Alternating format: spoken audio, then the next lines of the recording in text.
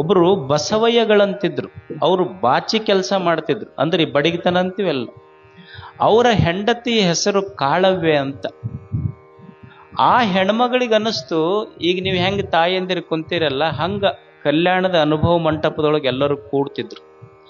ಆ ತಾಯಿಗನ್ನಿಸ್ತು, ನಾನು ಒಂದೆರಡು ಚಲೋ ಮಾತು ಏನಾರ, ಇಷ್ಟು ಮಂದಿ ಶರಣರು ಹಿಂಗೆ ಬರ್ಯಾಕತ್ತಾರ, ನಾನೊಂದೆರಡು ಚಲೋ ಮಾತು ಏನಾರ ಬರಿಬೇಕು ಅಂತ ಅನಿಸ್ತಕ್ಕಿ. ಆದ್ರೆ ಸಾಲಿ ಕಲ್ತಿದ್ದಿಲ್ಲ ಯಮ್ಮ. ಎಲ್ಲರೂ ವಚನ ಬರೀತಾರ, ಎಲ್ಲರೂ ಹಾಡ್ತಾರ, ಎಲ್ಲರೂ ಅನುಭವ ಮಂಟಪದೊಳಗೆ ಇಷ್ಟು ಡಿಸ್ಕಷನ್ ಮಾಡ್ತಾರಲ್ಲ, ನಾನು ಒಂದೇನರ ವಚನ ಬರಿಬೇಕು. ಆಕಿ ಬರಿಬೇಕಂತಾಳ, ಆದ್ರೆ ಸಾಲಿ ಕಲ್ತಿದ್ದಿಲ್ಲ ಆಕಿಗನ್ನಿಸ್ತು ಏನಾರ ಬರಿಬೇಕು ಅಂತ. ಹಿಂಗ ಹೋಗಿ ಅಡ್ಡಾಡ್ಕೊಂತಿದ್ಲು, ಏನೂ ಗೊತ್ತಾಗ್ಲಿಲ್ಲ. ನೋಡಿ ನೋಡಿ ಬರಿಬೇಕಂತಿದ್ಲು. ಬಡಿಗೆತನದ ಕೆಲಸ ಮಾಡ್ತಿದ್ರಲ್ಲ, ಅವ್ರ ಮನ್ಯಾಗ ಒಂದು ಬಡಿಗೆತನ ಮಾಡೋ ಹುಡುಗಿತ್ತು. ಓಣ್ಯಾಗ ಅವೆಲ್ಲ ಬಡಿಗೆತನ ಮಾಡೋ ಕೆಲಸ ಎಲ್ಲ ದಾರಿ ಹಿಡ್ಕೊಂಡು ಒಬ್ಬ ಹೆಣ್ಮಗಳು ಹೊಂಟಿದ್ಲು. ಈ ಹುಡುಗನ ಕಣ್ಣ ಹೆಣ್ಮಗಳ ಕಡೆ ಹೋತು, ಕೈಯಾಗಿರೋ ಬಾಚ್ ಐತಲ್ಲ ಕಾಲಿಗೆ ಬಡಿತದ. ಇದನ್ನ ನೋಡಿದ ಕೂಡಲೇ ಒಂದು ಲೈನ್ ಬರ್ದ್ಲಂತ, ಕೈ ತಪ್ಪಿ ಕೆತ್ತಲು ಕಾಲಿಗೆ ಮೂಲ ಅಂತ ಒಂದು ಲೈನ್ ಬರ್ದ್ ಬಿಟ್ಲಕ್ಕಿ. ಅಂದ್ರ ನೋಡಿ ನೋಡಿ ಬರ್ಯಾಕತ್ಲು. ಆಮೇಲೆ ಮಧ್ಯಾಹ್ನ ಆತು, ಮನ್ಯಾಗ ಕುಂತಿದ್ಲು. ಒಬ್ಬಕ್ಕೆ ಹೆಣ್ಮಗಳ ಗಂಡನ ಜೊತೆ ಗಲ್ಲ ಗಲ್ಲ ಗಲ್ಲ ಬಾಯಿ ಮಾಡಾಕತ್ತಿದ್ಲಂತ. ಈಗ ಅಂತಾರಿಲ್ಲ ನಿಮ್ಮ ಕಡೆ ಶಬ್ದ, ಗಲ್ಲ ಗಲ್ಲ ಗಲ್ಲ ಬಾಯಿ ಮಾಡೋದು. ಅವು ಏನ್ ಶಬ್ದ, ಯಾವ ಡಿಕ್ಷನರಿ, ಕನ್ನಡ ಡಿಕ್ಷನರಿಗಂತೂ ಇಲ್ಲಿ ಅವು ಶಬ್ದ. ಗಲ್ಲ ಗಲ್ಲ ಗಲ್ಲ ಬಾಯಿ ಮಾಡಾಕತ್ತಿದ್ಲು. ಭಾಳ ತಡ್ಕೊಂಡಿದ್ದ ಗಂಡ ತಾಪಾಗಿ ಒಂದು ಜೋರ್ ಕಪಾಳಕ್ಕೆ ಹೊಡೆದ, 2 ಹಲ್ಲ ಬಿದ್ದು ಉಚ್ಚಿ. ಅವಾಗ ಅದನ್ನ ನೋಡಿದ ಕೂಡಲೇ ಒಂದು ಲೈನ್ ಬರದ್ಲಂತ, ಬಾಯಿ ತಪ್ಪಿ ನಡೆಯಲು ದವಡೆಗೆ ಮೂಲ ಅಂತ ಮತ್ತೆ 2ನೇ ಲೈನ್ ಬರೆದ್ಬಿಟ್ಲ ಅಲ್ಲೇ.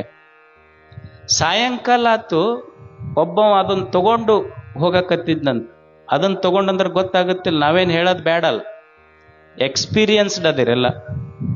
ಅದನ್ನ ತಗೊಂಡು ಜೋಲಿ ಹೊಡ್ಕೊಂಡು ಹೊಂಟಿದ್ದ. ದೊಡ್ಡ ಗಟಾರ್ ಇತ್ತು, ಇನ್ನೇನ್ ಅವ ಬೀಳಾಕತ್ತಿದ್ದ. ಅವ ಬೀಳ್ತಾನ ಬಾ ಅಂತ ಹೇಳಿ ಪಾಪ ಒಬ್ಬ ಅವನ್ನ ರಕ್ಷಣಾ ಮಾಡಕ್ ಹೋದ, ಅವನ್ ತಗೊಂಡ ಬಿದ್ದವ. ಅದನ್ನ ನೋಡಿ ಒಂದು ಲೈನ್ ಬರಲಂತ, ವ್ರತಹೀನನ ನೆರೆಯಲು ನರಕಕ್ಕೆ ಮೂಲ ಕರ್ಮಹರ ಕಾಳೇಶ್ವರ. ಅಂದ್ರೆ ಬಸವಣ್ಣವರು ಯಾರಿಗೇನು ಗೊತ್ತಿರಲಿಲ್ಲ, ಅವ್ರ ಬಾಯಾಗ ವಚನ ನುಡಿಸ್ದ ಅಂತ. ಒಬ್ಬ ಗುರು ಯಾವಾಗ ಆಗ್ತಾನ, ಬಸವಣ್ಣವ್ರು ಯಾಕೆ ದೊಡ್ಡವರಾದ್ರು, ಒಬ್ಬ ಗುರು ಯಾವಾಗ ಆಗ್ತಾನಂದ್ರ, ನಿನ್ನ ಕೈ ನೋಡಿ ಬರೀ ಭವಿಷ್ಯ ಹೇಳೋರು ಗುರುಗಳಾಗೋದಿಲ್ಲ, ನಿನ್ನ ಕೈ ಹಿಡಿದು ನಿನ್ನ ಭವಿಷ್ಯ ರೂಪಿಸುವವರು ಗುರುಗಳಾಗ್ತಾರ ಅನ್ನೋದಕ್ಕೆ ಬಸವಣ್ಣನೇ ಒಂದು ದೊಡ್ಡ ಉದಾಹರಣೆ. ಎದ್ಯಾಗ ಪ್ರೇಮ ಕಲಿಸಿದ್ರು, ನಾಲ್ಗೆ ಮೇಲೆ 2 ಚಲೋ ಮಾತು ಕಲಿಸಿದ್ರು, ಕೈಯಾಗ ಒಂದಿಷ್ಟು ಚಲೋ ಕೆಲಸ ಮಾಡ್ರಿಪ್ಪ. 2 ಕೆಲಸ ಮಾಡ್ಬೇಕು ಮನುಷ್ಯ ಈ ಕೈಯಿಂದ. ಒಂದು ಉಪಜೀವನಕ್ಕಾಗಿ ಕೆಲಸ ಮಾಡಬೇಕು, ಇನ್ನೊಂದು ಉಪಕಾರ ಸ್ಮರಣೆಗಾಗಿ ಕೆಲಸ ಮಾಡಬೇಕು. ಉಪಜೀವನಕ್ಕಾಗಿನೂ ದುಡಿಬೇಕು, ಉಪಕಾರ ಸ್ಮರಣೆಗಾಗಿನೂ ದುಡಿಬೇಕು ಮನುಷ್ಯ. ಉಪಜೀವನಕ್ಕಾಗಿ ದುಡಿಬೇಕು.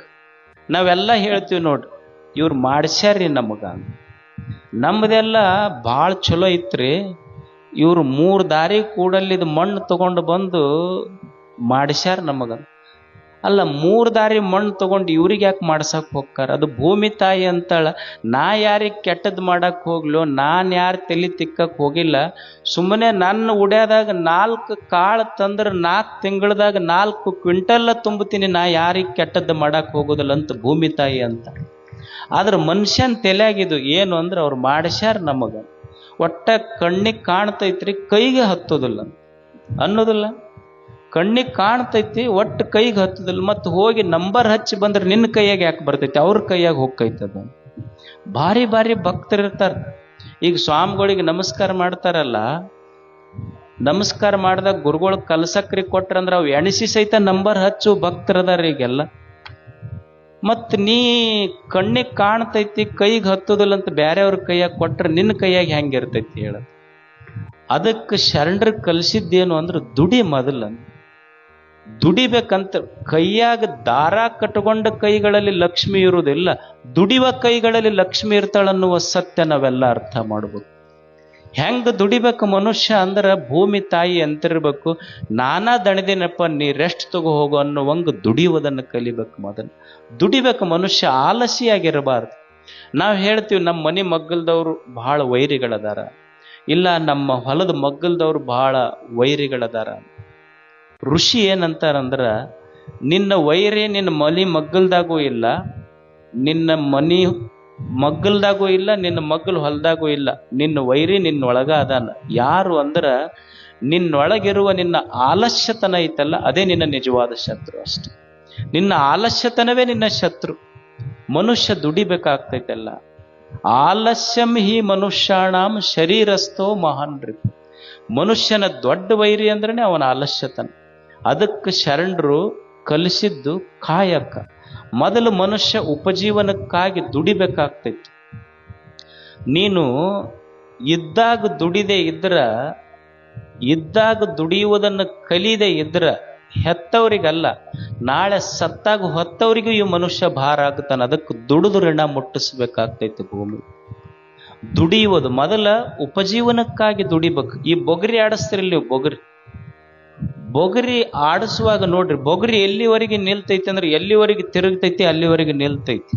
ಯಾವಾಗ ತಿರುಗದ್ ನಿಲ್ತೈತಿ ಬೊಗರಿ ಬೀಳ್ತೈತಿ. ತಿರುಗುವ ಬೊಗರಿ ನಿಲ್ತೈತಿ, ತಿರುಗದ್ ನಿಂತಾಗ ಹೆಂಗ ಬೊಗರಿ ಬೀಳ್ತೈತೋ, ದುಡಿಯೋ ಮನುಷ್ಯ ಚಲೋ ಇರ್ತಾನೆ. ಯಾವಾಗ ದುಡಿಯುವುದು ನಿಲ್ಲಿಸ್ತಾನಲ್ಲ ಅವನು ಸಹಿತ ಕೆಳಗೆ ಬೀಳ್ತಾನ. ಮನುಷ್ಯ ದುಡಿಯುವುದನ್ನು ಕಲಿಬೇಕು.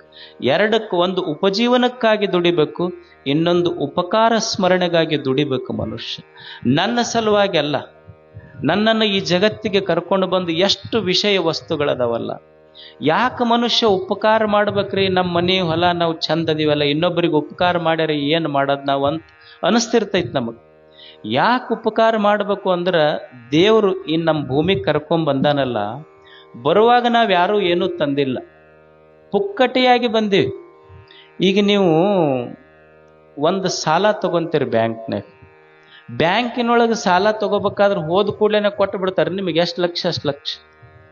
ನೀವು ಬ್ಯಾಂಕಿನೊಳಗೆ ಸಾಲ ತಗೋಬೇಕಂದ್ರೆ ಒಂದು ಸೆಕ್ಯೂರಿಟಿ ಇರ್ಬೇಕು, ಮತ್ತೊಬ್ಬರಿಗೆ ಶ್ಯೂರಿಟಿ ಕರ್ಕೊಂಡು ಹೋಗ್ಬೇಕು. ಮಣ್ಣಿನೋ ಹೊಲನೋ ಬಂಗಾರದೋ ನಿಮ್ದು ಒತ್ತಿ ಇಟ್ಕೊಂಡು ನಿಮಗೆ ಸಾಲ ಕೊಡ್ತಾರೆ. ಸುಮ್ಮನೆ ವಿಚಾರ ಮಾಡ್ರಿ, ನೀವು ಒಂದಿಷ್ಟು 1 ಲಕ್ಷ 2 ಲಕ್ಷ ರೂಪಾಯಿ ಬ್ಯಾಂಕ್ನಾಗ ಸಾಲ ತಗೋಬೇಕಂದ್ರೆ ಏನಾದರೂ ಡೆಪಾಸಿಟ್ ಇಟ್ಕೊಂಡು ಕೊಡ್ತಾರ. ಭಗವಂತ ದೇವರು ಇಷ್ಟು 100 ವರ್ಷಗಳ ಈ ಜೀವನ ನಮಗೆ ಕೊಟ್ಟಾನಲ್ಲ, ವಿದೌಟ್ ಡೆಪಾಸಿಟ್ ಕೊಟ್ಟಾನ. ಅದನ್ನ ಅವನ ಬಗ್ಗೆ ನಾವು ಗೌರವ ಇರ್ಬೇಕಂದ್ರೆ. ಏನಾದರೂ ಡೆಪಾಸಿಟ್ ಇಟ್ಕೊಂಡ ನಮ್ಮ ಕಡೆಯಿಂದ ಏನೂ ಇಲ್ಲ, ಎದ್ರ ಮೇಲೆ ಕೊಟ್ಟಾನಂದ್ರೆ ಒಂದು ಭರವಸೆಯಿಂದ ಕೊಟ್ಟಾನ, ನೀ ಚಲೋ ಬದುಕು ಬರ್ತಿ ಅಂತೇಳಿ. ಅಂಥ ಒಂದು ಚಲೋ ಬದುಕಬೇಕಲ್ಲ ಮನುಷ್ಯ. ನೀವು ಹೋಟೆಲ್ದಾಗ ಉಣ್ಣಾಕ್ ಹೋಗ್ರಿ, ನೀವು ಒಂದು ಊಟಕ್ಕೆ 100 ರೂಪಾಯಿ ತಗೊಂತಾರ. ಭೂಮಿ ತಾಯಿ ಇಷ್ಟು ವರ್ಷ ಬೆಳೆದಾಳಲ್ಲ, ಏನ್ರ ಕೊಡ್ರಿ ಅಂತ ಕೇಳಾಳೇನು ನಮಗ? ನೀವೊಂದು ನೀರಿನ ಬಾಟ್ಲಿ ತಗೊಳ್ರಿ, 100 ರೂಪಾಯಿ ತಗೊಂತಾರ ಅವ್ರು ಒಂದು ನೀರಿನ ಬಾಟ್ಲಿಗೆ. ಇಷ್ಟು ಕೃಷ್ಣ ಇಷ್ಟು ಹರಿದು ನಮ್ಮ ಹೊಲ ತುಂಬೇಳಲ್ಲ, ಏನ್ರ ಇಷ್ಟು ಕೊಡ್ರಿ ನೀವು ನೀರು ಬಳಸಿರಂತ ಏನಾರ ಕೇಳಾಳೇನು ಕೃಷ್ಣ? ಏನೂ ಕೇಳಿಲ್ಲ. ಇಷ್ಟು ವರ್ಷ ನೀವು ಕರೆಂಟ್ ಬಳಸ್ತೀರಿ, KPTCLನವ್ರು 1 ತಿಂಗಳು ಆತಂದ್ರೆ ಬಿಲ್ ಹಚ್ಕೊಂಡು ಬರ್ತಾರೆ ನಿಮಗೆ ಇಷ್ಟು ಕೊಡ್ಬೇಕಂತ ಹೇಳಿ. ಸೂರ್ಯ ಚಂದ್ರರಂಥ ಆರದ ದೀಪಗಳನ್ನು ದೇವರು ತೇಲಿ ಬಿಟ್ಟಾನಲ್ಲ, ಏನಾದರೂ ಕೇಳ ನನ್ನ ಬಿಲ್ ಕೊಡ್ರಿ ಅಂತ ಸೂರ್ಯ ಕೇಳ್ಯಾನೋ ಚಂದ್ರ ಕೇಳ್ಯಾನೋ? ಯಾರು ಕೇಳ್ಯಾರ? ಯಾರು ಕೇಳಿಲ್ಲ. ಮತ್ತು ಅವೆಲ್ಲ ಪುಕ್ಕಟೆಯಾಗಿ ಕೊಟ್ಟಾನ. ಇಲ್ಲಿ ನಿಮ್ಮ ಸೈಕಲ್, ಒಂದು ಗಾಡಿ ಮೋಟರ್ ಸೈಕಲ್ ತೊಗೊಂಡು ಹೋಗ್ತೀರಿ, ಸುಮ್ಮನೆ ಒಂದು ಮುಳ್ಳು ಚುಸ್ತಂದ್ರೆ ಗಾಡಿ ಪಂಚರ್ ಆಗುತ್ತೆ. ಇಲ್ಲಿ ಪಂಚರ್ ತಿದ್ದವನಿಗೆ 10 ರೂಪಾಯಿ ಕೊಟ್ಟು ಬರ್ತೀರಿಲ್ಲ ನೀವು. ಒಂದು ನಿಮ್ಮ ಗಾಡಿ ಪಂಚರ್ ಆದ್ರೆ ಪಂಚರ್ ತಿದ್ದವನಿಗೆ 10 ರೂಪಾಯಿ ಕೊಟ್ಟು ಬರ್ತೀರಿ. ಈ ದೇಹ ಅನ್ನುವಂಥ ಒಂದು ತೊಗಲಿನ ಟ್ಯೂಬ್ ಬಿಟ್ಟು ಇದರಾಗ 9 ರಂಧ್ರಗಳಿಟ್ಟಿದ್ ಒಟ್ಟ ಪಂಚರ್ ಆರ್ಲಾರ್ದಂಗೆ ಇಟ್ಟನಲ್ಲ, ಅವನಿಗೆ ಏನು ಕೊಟ್ಟಿವಿ ಹೇಳಿ ನಾವೆಲ್ಲ? ಇದು 9 ರಂಧ್ರಗಳ ಒಂದು ತೊಗಲಿನ ಟ್ಯೂಬ್ ಅಲ್ಲ, ಇದು ಒಟ್ಟ ಪಂಚರ್ ಆಗ್ಲಾರ್ದಂಗೆ ಇಟ್ಟನ ಇಲ್ಲ. ದೇವರು ಏನು ಕೊಟ್ಟಿವಿ ಹೇಳಿ? ಅದಕ್ಕೆ ದೇವರು ನಾವು ಈ ಭೂಮಿಗೆ ಬರುವುದಕ್ಕಿಂತ ಮುಂಚೆನೆ ನಮ್ಮ ಸಲುವಾಗಿ ನಮ್ಮೆಲ್ಲರ ತಾಯಿ ಎದೆಯಾಗ ಹಾಲಿಟ್ಟು ನಮಗೆ ಈ ಭೂಮಿಗೆ ಕಳಿಸಿದ್ದಾನಲ್ಲ ದೇವರು. ಪುಕ್ಕಟೆಯಾಗಿ ಬಂದೀವಿ, ವಿದೌಟ್ ಎನಿ ಡೆಪಾಸಿಟ್. ಅದಕ್ಕೆ ಇಲ್ಲಿ ಬಂದ ಮೇಲೆ ಏನಾದರೂ ಒಂದಿಷ್ಟು ಒಳ್ಳೆಯ ಕೆಲಸಗಳನ್ನು ಮಾಡಿ ಹೋಗ್ಬೇಕಾಗ್ತೈತೆ ಮನುಷ್ಯ.